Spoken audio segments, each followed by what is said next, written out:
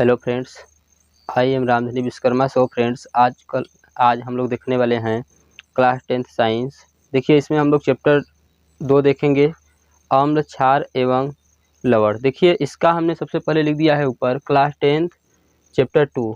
अच्छा देखिएगा, इसमें आप बहुत सारे चीज़ों को देखिए सीखने वाले हैं। इसमें देखिए सबसे पहले हम लोग इसमें देखिए जानेंगे अम्ल, क्षार और लवण होता क्या है। तो सबसे पहले देखिए हम लोग देखेंगे अम्ल के बारे में। देखिए, अम्ल इसको हम लोग इंग्लिश में एसिड के नाम से जानते हैं, ठीक है। तो देखिए, जो अम्ल होता है उसको हम लोग इंग्लिश में एसिड के नाम से जानते हैं। और इसके हम लोग गुण धर्म देखेंगे, यानी कि अम्ल के अंदर गुण धर्म क्या होता है। जैसे देखिए, हर आदमी होता है, तो हर आदमी के अंदर अपना अपना अलग प्रकार का एक गुण होता है। उसी प्रकार देखिए इसमें भी अम्ल का भी एक गुण होता है, उसको हम लोग देख लेते हैं। अम्ल स्वाद में खट्टे होते हैं, ठीक है। तो अगर आपसे कोई पूछे कि अम्ल कैसा होता है, तो आपको बता देना है कि अम्ल जो होता है वो स्वाद में खट्टे होते हैं। और ये नीले लिटमस पत्र को लाल कर देते हैं, ये इसके अंदर का गुण है, ठीक है। कि अम्ल जो होता है वो अगर नीला लिटमस पेपर पर पड़ जाएगा तो नीले लिटमस पेपर को लाल कर देगा। तो देखिए, हम लोग कह सकते हैं कि अम्ल स्वाद में खट्टे होते हैं, ये नीले लिटमस को लाल कर देते हैं, ठीक है। अभी आपको लिटमस पेपर हम आगे बता देंगे क्या होता है, ठीक है। आइए, ये जली विलयन में H+ आयन देते हैं, ठीक है। इसका देखिए एक गुण ये भी होता है, यह जो जली विलयन में H+ आयन देते हैं, ठीक है। H+ यानी हाइड्रोजन आयन देते हैं। और देखिए, उदाहरण के लिए अच्छा हम लोग क्या ले सकते हैं, देखिएगा। उदाहरण के लिए हम लोग ले सकते हैं HCl, ये देखिए हाइड्रोक्लोरिक अम्ल है। और H2SO4 ले सकते हैं, सल्फ्यूरिक अम्ल। और CH3COOH यानी सिट्रिक अम्ल। ये देखिए 3 उदाहरण हमने लिख दिया हुआ है, ठीक है। तो अगर जब भी आप लिखिएगा तो इसी प्रकार से लिखिएगा, पहले अम्ल आप डाल दीजिएगा, उसके बाद इसका गुण लिख करके उदाहरण लिख देना है। और इसके बाद देखिए, आपने कुछ नाम सुना होगा कि जैसे किसी भी हम लोग जैसे कुछ भी बोलते हैं तो कभी अम्ल के पहले सांद्र लगाते हैं, कभी तन लगाते हैं ना। देखिए ये चीज़ क्या होता है, कुछ बच्चे देखिए इसमें कन्फ्यूज हो जाते हैं, सोचते हैं कि नहीं ये सांद्र बोल रहे हैं तो सांद्र क्या है और या तनु क्या है, ठीक है ना। तो देखिए, सांद्र जो होता है, सांद्र अम्ल, जिसमें अम्ल अधिक मात्रा में पाया जाता है, यानी जो सांद्र जिसमें आप लगा होगा जिस अम्ल में, उसमें जो अम्ल होगा वो अधिक मात्रा में यानी ज़्यादा मात्रा में पाया जाएगा ना। और देखिए तनु अम्ल क्या होता है, इसमें देखिए अम्ल की जो मात्रा होती है वो अल्प होती है ना। देखिए मैंने लिखा हुआ है कि जिसमें अल्प मात्रा में, ठीक है। तो इसकी जो मात्रा होती है अल्प होती है, यानी अल्प यानी कम मात्रा होती है। और जल अधिक मात्रा में पाया जाता है, यानी जल की मात्रा इसमें अधिक होती है। तो आप इसका स्क्रीनशॉट लीजिए, फिर हम लोग नोट कीजिए, फिर इसके आगे हम लोग देखेंगे। चलिए, तो देखिए हम लोग देखते हैं आगे।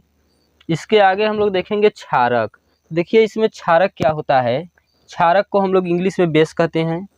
और देखिए, सबसे पहले हम लोग जान लेंगे कि ये देखिए क्षारक के गुणधर्म क्या होते हैं, ठीक है। अच्छा देखिएगा, इसका जो गुणधर्म होता है, देखिए क्षारक स्वाद में कड़वे होते हैं, ठीक है। यानी कि इनका जो स्वाद होता है कड़वा होता है, ठीक है।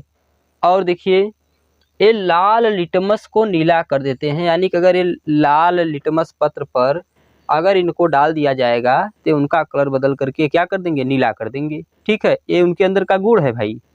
देखिए, और ये जली विलयन में OH- आयन देते हैं, ठीक है। यानी क्षार को हम लोग कैसे पहचानेंगे, तो ये देखिए जली विलयन में OH- आयन देते हैं। अच्छा देखिएगा, इसका जो उदाहरण है, ठीक है, हमने नीचे लिखा हुआ है, देखिए एग्जाम्पल है NaOH क्या होता है, सोडियम हाइड्रोक्साइड।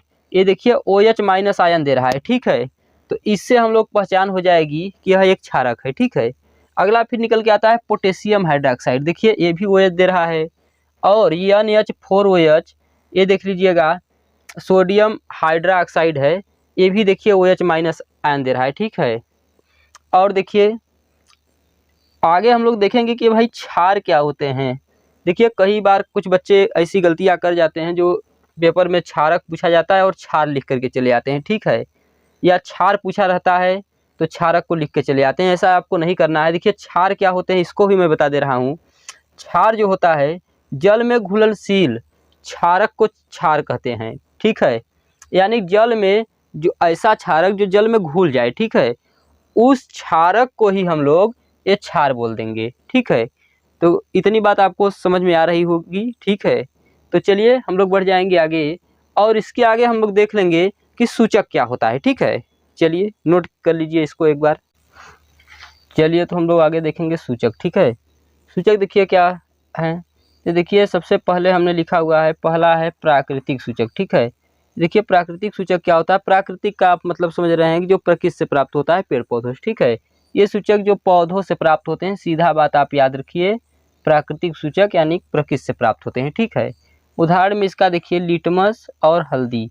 देखिए जो लिटमस है ना, वो अम्ल के संपर्क में जब आता है तो ये क्या होता है, यानी प्राकृतिक सूचक, ठीक है, ये लाल हो जाते हैं अम्ल के संपर्क में आने में, और क्षार के संपर्क में आएंगे तो नीला हो जाएंगे। और हल्दी देखिए ये पीला होता है अम्ल के संपर्क में, और क्षार के संपर्क में लाल हो जाता है। देखिए जैसे आपके शर्ट पर खाना खा रहे हैं और हल्दी यानी हल्दी लग गई हुई है, या कोई भी खाना गिर जाता है शर्ट पर, अगर आप उसको साबुन से साफ करते हैं तो आपके शर्ट का कलर देखेंगे तो लाल हो जाएगा, ठीक है। चलिए आगे देखिए, दूसरा होता है कृत्रिम सूचक, कृत्रिम या संश्लेषित सूचक। ये देखिए सूचक जो रसायन द्वारा बनाए जाते हैं, ठीक है, जो यानी कि रसायन विज्ञान के द्वारा बनाए जाते हैं। उदाहरण में देखिए क्या है, फिनाल्फथेलीन और दूसरा है मिथिल ऑरेंज। इसको आपको याद रखना होगा, ठीक है ना, तो इसको आप नोट कीजिए, फिर हम अगला देखेंगे।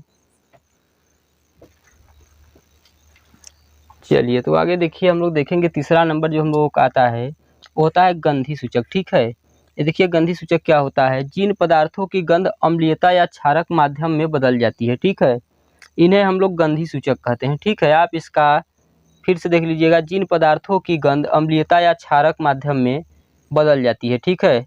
अम्लीय माध्यम में या क्षारक माध्यम इनकी गंध क्या होती है, बदल जाती है। उदाहरण के लिए देखिए प्याज का रस, ये देखिए जब अम्ल के संपर्क में आते हैं तो तीक्ष्ण गंध देते हैं, और क्षारक के संपर्क में इसका कोई गंध नहीं होता है। अगला है वैनिला। ये देखिए ये जो वैनिला है, ये देखिए अम्ल के संपर्क में आने पर ये समान रहता है, और क्षारक के संपर्क में कोई गंध नहीं।